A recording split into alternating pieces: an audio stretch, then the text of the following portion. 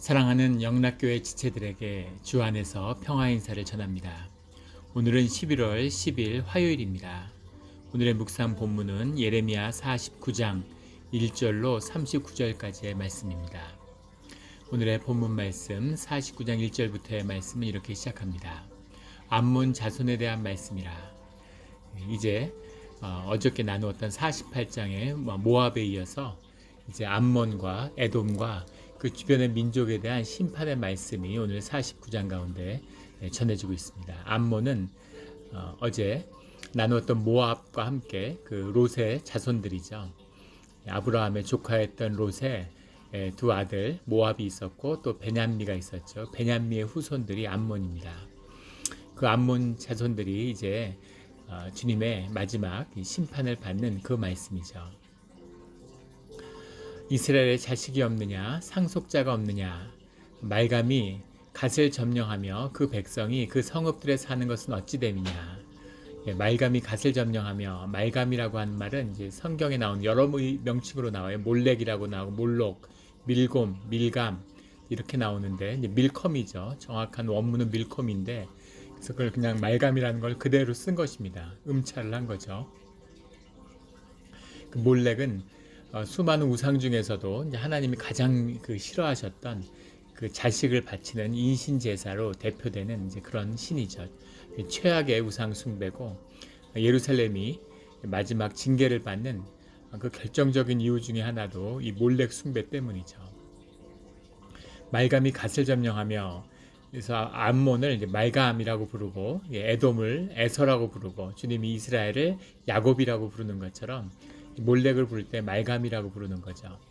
말감이 갓을 점령하며 갓이라는 건 이제 갓 지파에게 주어진 주님이 주신 땅인데 그것을 잃어버린 그것을 기억하고 계시는 거죠. 암몬이 차지해버린 암몬이 빼앗아버린 그 땅을 기억하고 계신다는 겁니다.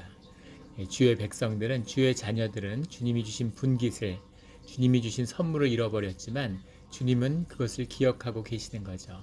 그 땅을 되찾아야 된다. 왜냐하면 하나님이 그 자녀들에게 주신 것이기 때문이죠. 주님이 주신 것, 세상에 빼앗긴 것을 모두 다 되찾아오는 우리 주의 자녀들이 되시기를 예수 그리스도 이름으로 축원합니다. 2절에 암몬 자손의 랍바에 들리게 할 것이라. 전쟁 소리로 랍바에 들리게 할 것이라. 랍바라는 건 암몬의 수도죠. 오늘날 요르단이 이 암몬 지역의 나라인데 그 요르단의 수도가 암만인데 암만이 랍바였다고 합니다. 그러니까 굉장히 오래된 아주 역사적인 도시라는 사실을 저희가 볼 수 있죠. 마을들은 불에 탈 것이며 그때 이스라엘은 자기를 점령하였던 자를 점령하리라. 이 모든 고난 가운데 다시 이스라엘은 회복되는 역사가 있을 것이다 라는 그런 말씀이죠. 3절에 헤스보나 슬피 울지어다. 너희 랍바의 딸들아 부르짖을지어다. 이런 암몬에 닥친 재앙과 고난에 대해서 주님이 말씀하고 계십니다. 6절에 그러나 그 후에 내가 암몬 자손의 포로로 돌아가게 하리라. 포로는 다시 회복되는 역사를 말씀하시는 거죠. 어제도 그 말씀을 나누었지만은 이 이스라엘만 포로가 돌아오는 것이 아니라 이 암몬도 또 에돔도 모두 포로들이 돌아옵니다. 그렇게 주님이 선포하는 이유는 모압의 후손이기 때문에 베냐미의 후손이기 때문에 배제되는 것이 아니죠. 주의 복음 가운데에서 하나님을 영접하는 자들, 하나님의 말씀을 듣고 그 말씀에 순종하는 자들은 주님의 백성으로 이스라엘로 세움을 받는 것이죠. 새 이스라엘, 새 예루살렘이 되는 곳입니다. 주님을 섬기고 주님의 마음을 영접하며 주님 앞에 새로운 예배가 드려지는 곳, 이것이 새 예루살렘이죠. 우리 몬트레이 영락교회가 새 예루살렘이 되기를 예수 그리스도 이름으로 축원합니다. 7절부터는 에돔이 받을 심판에 대한 말씀입니다. 에돔은 야곱의 형제였던 에서의 후손들이 만드는 그런 나라죠. 에돔에 대한 말씀이라. 만군의 여호와께서 이와 같이 말씀하시되 대만에 다시는 지혜가 없게 되었느냐. 명철한 자에게 책략이 끊어졌느냐. 그들의 지혜가 없어졌느냐. 대만이라고 하는 것은 에돔을 상징하는 도시인데 여기에 어떤 지혜의 전통이 있었다고 합니다. 우리 그리스 같은 데도 아테네가 수많은 도시 국가가 있었지만 그 지혜의 전통이 아테네에 있죠. 그래서 그 지혜의 전통이 대만이라는 이 도시에 있는 거죠. 그래서 그곳에 지혜가 없느냐? 왜 에돔이 멸망하는데 너희 가운데 명철한 자의 책략이 나오지 않느냐라는 주님의 질문이죠. 우리가 욥기에 보면 욥의 친구 엘리바스의 고향이 대만으로 나오죠. 그가 지혜자인데 대만에서 오는 것으로 나옵니다. 이곳에는 이제 지혜의 전통이 있는 것이죠. 학교가 있고 또 그런 가르침이 있는 곳이 정해져 있죠, 이곳에. 그러니까 그 시절에 그 절에 그런 지혜의 전통이 이어지는 곳은 계속 지혜가 있지만 세상에 어떤 지혜가 있어도 하나님이 하시는 일을 막을 수는 없다라는 것이 분명한 것이죠. 8절에 드단줌이나 돌이켜 도망할지어다 깊은 곳에 숨을지어다 내가 에서의 재난을 그에게 닥치게 하여 그를 토벌할 때가 이르게 하리라.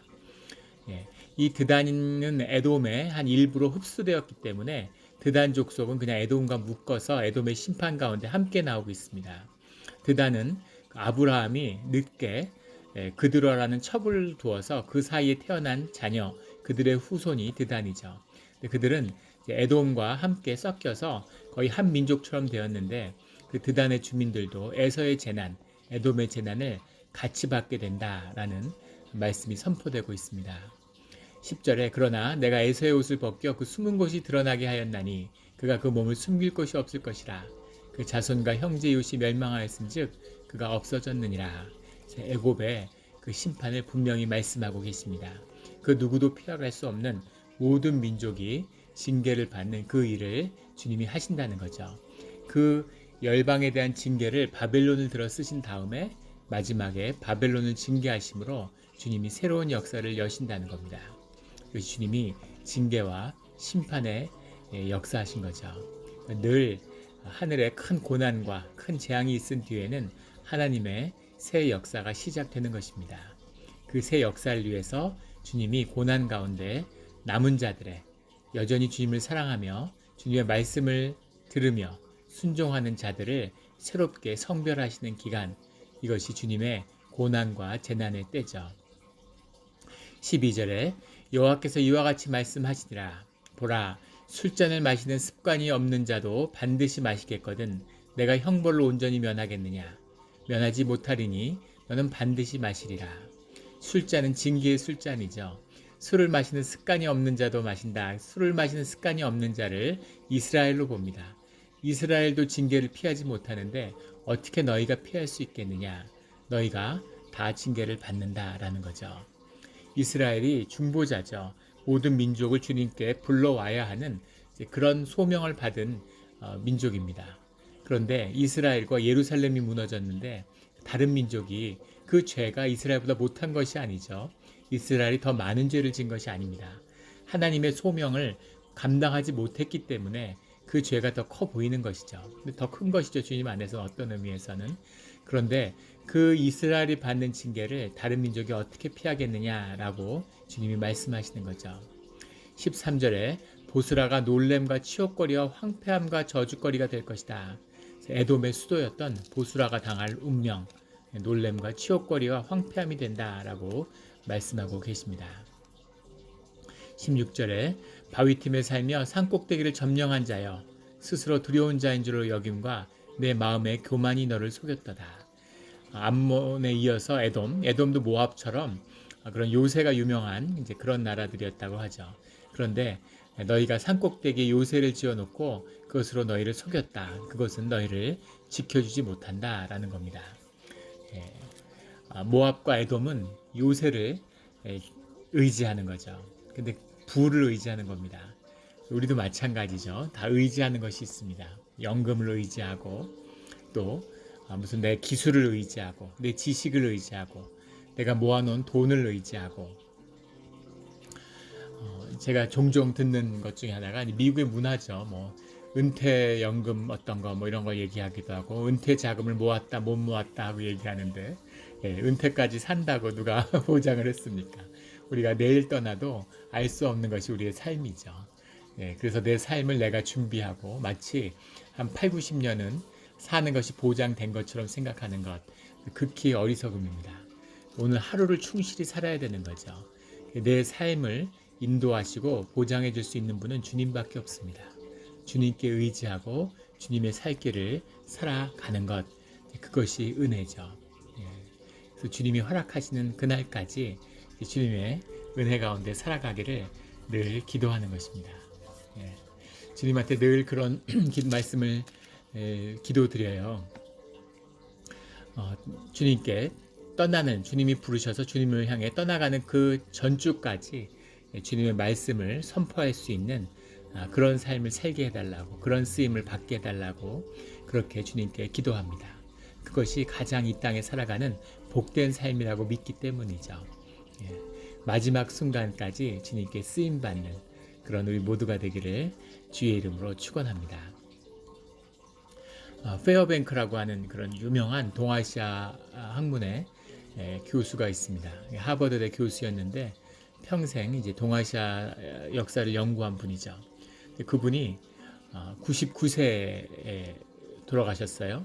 99세에 돌아가셨는데 미국은 정년이 없죠. 학교에, 대학에 정년이 없기 때문에 마지막 주에 그 연구실을 뺀 다음에 은퇴하겠다, 이제 더 힘들어서 못 가르치겠다 이러고 연구실을 뺀 다음에 그 다음 주에 돌아가셨다라는 그런 소식을 들었습니다. 그런 것이 은혜죠. 그것이 주님의 축복입니다. 마지막까지 그 일할 수 있는 그 자신의 소명과 또 그것으로 인한 기쁨과 체력과 건강과 행복을 얻을 수 있다는 것, 하나님이 주신 큰 선물이죠. 미국은 그 세상 걸 속여가지고 무슨 일찍 은퇴하는 게 무슨 큰 축복인 것처럼 그렇게 속이는 거죠. 그래서 뭐 30대 은퇴했다, 40대 은퇴했다, 돈을 많이 벌어놓고 쓰면서 사는 것, 그게 저주입니다. 사람이 일이 있고 가치가 있고 의미가 있고 소명이 있어야 되는데 마치 놀고 먹는 게 좋은 것처럼 그게 절대 행복할 수가 없죠. 불행한 삶입니다. 늘 주님께 쓰임받는, 은퇴를 고민하는 게 아니라 주님의 소명을 붙잡고 씨름하는 우리 삶이 되기를 주의 이름으로 축원합니다. 18절에 여호와께서 말씀하시니라. 소돔과 고모라와 그 이웃 성읍들이 멸망한 것 같이 거기에 사는 사람이 없으며 그 가운데 머물러 살 사람이 아무도 없으리라. 소돔과 고모라는 멸망과 징계의 대명사죠. 에돔도 소돔과 고모라의 뒤를 잇게 된다. 나라로서의 운명은 끝이 난다는 거죠. 실제로 끝이 났습니다. 21절에는 그가 부르짖는 소리가 홍해에 들리리라. 홍해에서 수백 킬로 떨어져 있으니까 홍해까지 들리는 건 아니고 그 폐해와 멸망이 얼마나 잔혹하고 큰 것인가를 상징하는 거죠. 홍해라고 해석했는데 배암수프라는 말입니다. 갈대의 바다 이런 말이에요. 갈대의 바다가 홍해의 별칭이었기 때문에 홍해라는 건 그 뒤에 붙여진 이름이고 홍해라고 해석을 했죠. 그래서 이 폐허가, 이 멸망받는 에돔이 운명을 분명히 하나님이 선포하고 계십니다. 오늘의 말씀들은 다 이 역사가 일어나기 전에 선포됐던 말씀들이죠. 이 말씀이 하나도 예외 없이 다 성취되었음을 보게 됩니다. 시간의 문제는 있어요. 에돔은 예루살렘보다 훨씬 늦게 망하죠. 그러나 그 말씀은 시차는 있을지언정 반드시 주님 안에서 성취된다라는 것을 보게 되는 것이죠. 그래서 주님의 말씀을 받는 것, 그것이 소중한 것입니다. 23절에는 다메섹에 대한 말씀이라. 하맛과 아르박이 수치를 당하리니, 다메섹이라는 건 아람 왕국 수리아를 얘기하는 거죠. 수리아의 수도가 다마섹입니다. 다마섹도 역사적인 도시죠. 다마스커스라고 하는 오늘날까지도 있는 그런 오늘날 시리아의 대표적인 도시입니다. 다메섹도 역시 심판을 받게 된다는 거죠. 25절에 어찌하여 찬송의 성읍, 나의 즐거운 성읍이 버린 것이 되었느냐. 찬송이라고 해서 이거에 대한 이야기를 하는데 노래죠. 프레이즈 송인데 즐거운 노래가 흘러넘치던, 노래하는 곳, 사람이 즐겁고 기쁠 때 노래하잖아요. 기쁨이 있었던 성읍, 그것이 왜 버려졌느냐 하는 거죠.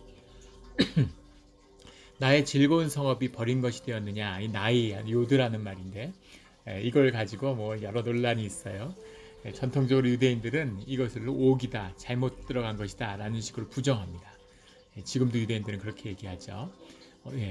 어떻게 다메섹이 주님의 성읍이 될 수 있느냐. 주님의 성읍은 예루살렘이고 또 예루살렘 이스라엘의 성읍이지 다마스커스가 주님의 성읍일 수가 없다. 이제 이렇게 하는 건데 다 주님의 성읍이죠. 자, 주님이 만드시고 주님의 뜻 가운데 있는 것인데 주님의 것이 아닌 것이 어디 있겠습니까?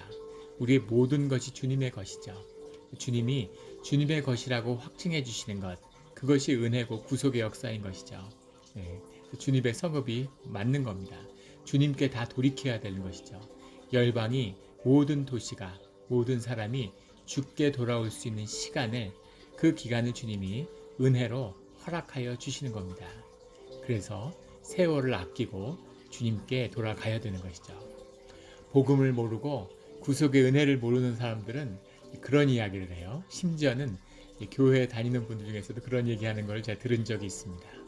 세상을 방탕하게 살다가 세상의 기쁨을 다 누리다가 죽기 전에 그 세례도 받고 그 주님께 돌이켜서 구원을 받는 것, 그런 사람을 부럽다고 얘기하는 거죠.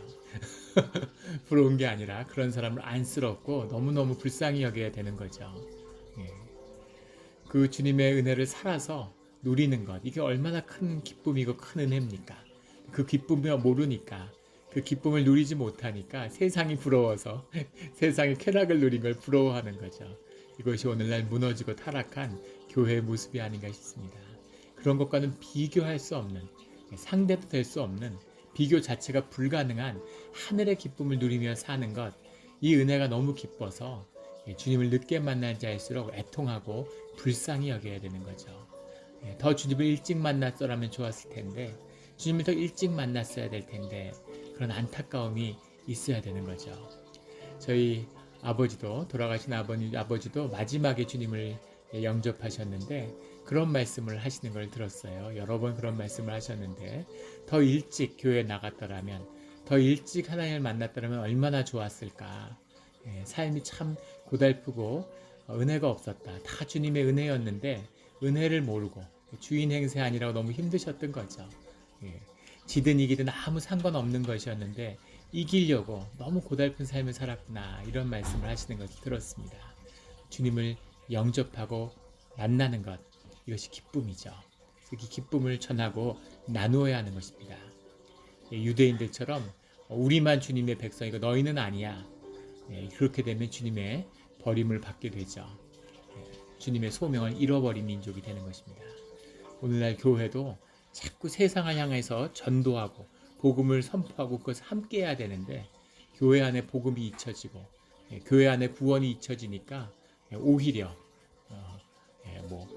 무슨 교인이니 교인이 아니니 이런 것으로 구분짓는 섹티즘 같이, 그렇게 유대인 같이 이제 그런 모습들이 나타나는 것이죠. 영이 흥할 때 모든 백성, 열방을 품에 안는 그런 주의 백성이, 주의 성읍이, 주님의 교회가 되는 그런 날이 꼭 오는 줄 믿습니다. 그런 교회를 이루는 우리 모두가 되기를 예수 그리스도 이름으로 축원합니다. 28절에는 게달과 하솔에 대한 주님의 말씀입니다. 게달은 이스라엘의 그 이스마엘, 이 아브라함의 아들이었던 이스마엘의 후손이죠. 사막에 나가서 기마 민족이 되는 아라비아의 사람들, 오늘도 이슬람 사람들은 이 게달을 자신들의 그 선조로 이스마엘의 후손이라고 스스로 정의합니다. 아브라함의 후손이라는 거죠. 게달과 하솔도 이제 이런 유목 민족의 일부였는데, 하솔의 기원과 하솔이 어떤 민족이고 어떻게 되었는 건 역사 기록이 없기 때문에 잘 알려져 있지 않습니다. 뒤에 나오는 엘람도 마찬가지인데 이들도 심판을 피할 수 없다는 거죠. 여기 보면 엘람의 활을 꺾을 것이다, 주님이 이렇게 이야기하는데, 유목 민족들이니까, 말을 타는 민족들이니까 활을 쏘는 거죠. 그리고 활을 의지하는 자들, 양떼를 의지하는 자들, 그들을 모두 주님이 꺾을 것이다 라고 말씀하십니다. 31절에 보면 여호와의 말씀이니라, 너는 일어나 고요하고도 평안히 사는 백성, 곧 성문이나 문빗장이 없이 홀로 사는 국민을 치라. 바벨론에 대한 주님의 말씀인 거죠. 성문이나 문빗장이 없이 홀로 사는 국민, 그 유목민족이라는 건 양떼와 소떼를 따라 움직이니까 소수의 사람들이 흩어져서 살고 있는 거죠. 그 유목민족이라는 것은 이게 연합하기가 굉장히 어렵습니다. 왜냐하면 삶이 분리돼 있고 계속 만날 일이 없으니까 정체성으로 하나로 묶인다는 게 어려운 거죠. 그리고 그 안에 갈등이 있고 하지만 하나로 뭉쳐지면 이제 무시무시한 거죠. 기마민족이. 예, 그것이 한국도 그 알타이 민족의 후손이기 때문에 기마민족의 후손이라 통합과 이렇게 하나 되는 게 어렵고 늘 갈등이 있다. 뭐 이런 이야기를 하는 사람들도 있습니다. 이 홀로 사는 민족, 홀로 사는 국민, 예, 이것을 하나로 묶는 그것이 우리 신앙이 되어야 되겠죠. 그 게달의 민족, 하솔의 민족을 쳐라 이렇게 주님이 말씀하십니다. 32절에 그들의 낙타들은 노략물이 되겠고 그들의 많은 가축은 탈취를 당할 것이라. 내가 그 살적을 깎는 자들을 사면에 흩고 그 재난의 여러 곳에 오게 하리라. 살적을 깎는 자들, 케추추페아라는 말인데 이것이 뭐냐? 살적을 깎는 자들을 흩는다는 게 무슨 말씀이냐라는 여러 해석이 있습니다. 페아라는 게 머리털이 있어요. 그래서 머리털이라는 털을 의미하기 때문에 케추추를 머리털을 깎는다고 해석하는 겁니다. 그래서 머리털을 깎는다라고 하는 게 머리를 짧게 깎았는데 그것을 더 짧게 깎는 이제 그런 것을 의미하는 거다. 그래서 머리를 깎는다는 건 슬픔과 고난을 의미한다고 했죠. 그래서 고난과 슬픔을 이미 당했는데 더 큰 고난을 당하는, 더 큰 아픔을 당하는 그런 민족이 될 것이다 라는 의미로 하는 해석도 있고, 그리고 아니면 그 살적이라고 해석된 그 머리털이 아니라 그것을 양털로 보는 겁니다. 기마민족, 목축 민족이니까 양털을 깎는 자들이 흩어진다라는 의미로 유목민족을 흩는다라는 해석으로도 볼 수 있는 것이죠. 그 다음에 머리를 깎는다라고 하는 의미가 이 머리를 이제 빡빡 미는 것이 이제 우상 숭배에서의 그 숭배자들의 하나의 컬트라는 말씀을 드렸죠. 그래서 이것을 우상 숭배자들을 하나님이 흩어버린다, 우상 숭배를 없앤다라고 해석하는 것입니다. 그런 해석도 가능하고, 이 폐하라고 하는 말에는 엣지죠. 이것이 이제 끝, 구석 이런 뜻도 있어요. 그 구석으로 몰린 자들, 그러니까 고난을 당해서 삶의 어떤 이 아라비아 사막에서 그 변경으로 쫓겨나고 몰린 사람들, 이 사람들이 더 어려워지고 더 재난 가운데 흩어지게 된다. 이런 해석도 하는데 그 네 가지가 다 뜻이 통합니다. 그래서 이게 이런 히브리어의 맛이죠. 이게 한자랑 아주 흡사해서 해석을 하다 보면 재미가 있는데 여러 가지의 은유적인 복합적인 해석의 뜻이 담겨 있어요. 그래서 구약에는 여러 가지 말씀들이 나오는데 이제 그것을 이렇게 뜻의 해석의 가능성을 열려 있는 겁니다. 이것이 이제 구약의 묘미죠. 참 흥미롭고 하나님이 하시는 일은 정말 틀림이 없는 게 예수님이 증거하신 말씀은 그리그로 히라버로 기록이 되어 있습니다. 히라버는 영어와 라틴어보다 훨씬 더 정교한 언어죠. 독일어보다도 더 정교한 언어입니다. 그래서 문법적으로도 훨씬 더 복잡하고 아주 엄밀한 언어예요. 뜻 하나까지도.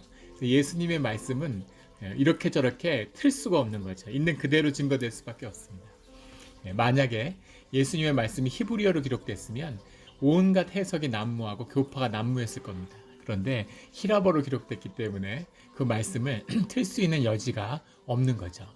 또 주님이 비유로 말씀하셨기 때문에 늘 그 말씀의 해석이 비유를 통해서 우리에게 증거되고 정해질 수 있는 해석에 우리가 묵상할 수 있는 여지는 있지만 주님이 그 말씀으로 주시는 그 자체는 분명한 것이죠. 이것이 또 이 성경의 묘미입니다. 그 살적을 깎는 자들을 사면에 흩고 그 재난 가운데 그 내용이 여러 가지가 있지만 어쨌든 그들이 끝을 맺게 된다라는 거죠. 그걸 더 분명히 하는 것이 33절에 나오는 하솔은 큰 뱀의 거처가 되어 영원히 황폐하리니 라는 말씀입니다.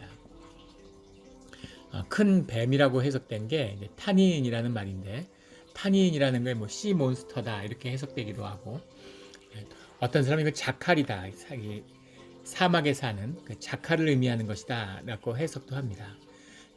큰 뱀이라고 하는 건 아마 씨 몬스터를 받은 것 같은데, 근데 어떤 의미든 그러니까 야생동물이 사는 황량한 지역이 된다, 사람이 살 수 없는 곳이 된다라는 거죠. 그 이어서 이제 엘람이 받는 심판. 엘람도 역시 유목민족으로서 같은 심판을 받는 거죠. 예. 36절에 보면 엘람에서 쫓겨난 자가 가지 않는 나라가 없으리라. 열방 가운데 모두 흩어지는 그런 것이죠. 이 모든 것을 흩어서 제국의 역사가 시작됩니다. 예.